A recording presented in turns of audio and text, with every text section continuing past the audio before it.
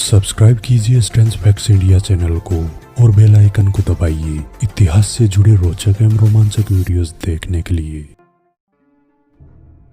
क्या यही वह जंगल है जहां श्री राम अपने भाई के साथ धनुष बाण से खेला करते होंगे?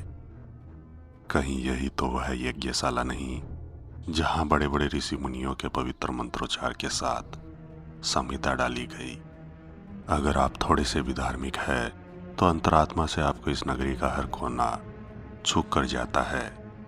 यहाँ की हवा, यहाँ के पेड़, यहाँ के नटखट नन्हे वानर, यहाँ की गिलहरियाँ, यहाँ के भव्य प्रासाद, मंदिर और फिर सरयू तो है ही आपके तन मन को भिगोने के लिए।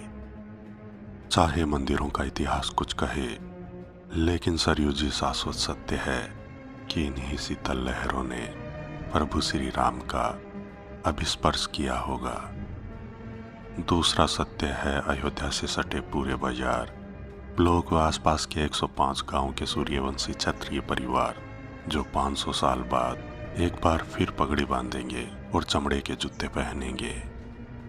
और इसका कारण है राम मंदिर निर्माण का इनका संकल्प जो पूरा हुआ। इन गांवों में घर घर जाकर और सार्वजनिक सभाओं में क्षत्रियों को पगड़ियां बांटी जा रही है। सूर्यवंशी समाज के पूर्वजों ने मंदिर पर हमले के बाद इस बात की शपथ ली थी कि जब तक मंदिर फिर से नहीं बन जाता वे सिर पर पगड़ी नहीं बांधेंगे, छाते से सिर को नहीं ढकेंगे और चमड़े के जूते नहीं पहनेंगे। कुछ लोग सवाल उठाते हैं कि तुलसीदास जी ने मंदिर विध्वंस का उल्लेख क्यों नहीं किया और इस घटना का जिक्र क्यों नहीं किया। लेकिन सच यह है कि बहुत सारे लोग तुलसीदास जी की रचनाओं से अनभिज्ञ है और अज्ञानतावश ऐसी बातें करते हैं। रामचरितमानस के अलावा तुलसीदास जी ने कई अन्य ग्रंथों की भी रचना की। तुलसी शतक में इस घटना का विस्तार से वर्णन किया गया है। हमारे वामपंथी विचारकों तथा इतिहासकारों ने यह भ्रम की स्थिति उत्पन्न की कि रामचरितमानस में ऐसी कोई घटना का वर्णन नहीं है। श्री नित्यानंद मिश्रा ने जिज्ञासु के एक पत्र व्यवहार में तुलसी दोहा शतक का अर्थ इलाहाबाद हाई कोर्ट में प्रस्तुत किया है। उन दोहों के अर्थों को आप तक पहुंचाने का प्रयास किया गया है।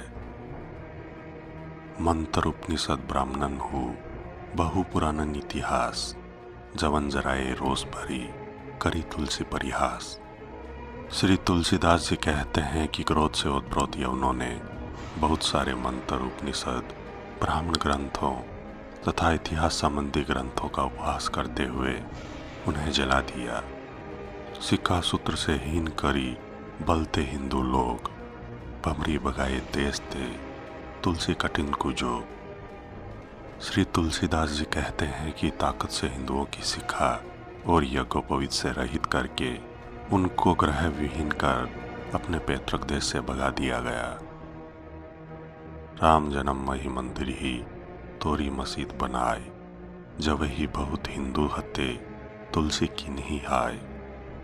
जन्मभूमि का मंदिर नष्ट करके उन्होंने एक मस्जिद बनाई, साथ ही तेज गति से उन्होंने बहुत से हिंदुओं की हत्या की। इसे सोचकर तुलसीदास शोकाकुल हो गए। दल्यो मीर बाकी अवध मंदिर राम समाज, तुलसी रवत हृदय हती त्राही त्राही रघुराज। मीर बक्की ने मंदिर तथा राम दरबार की मूर्तियों को नष्ट किया।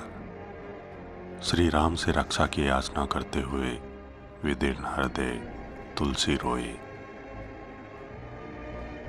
अब यह स्पष्ट हो गया कि गोस्वामी तुलसीदास जी की इस रचना में जन्मभूमि विध्वंस का विस्तृत रूप से वर्णन किया गया है। दोस्तों, हमारा इतिहास लिखित न होकर मौखिक रहा है।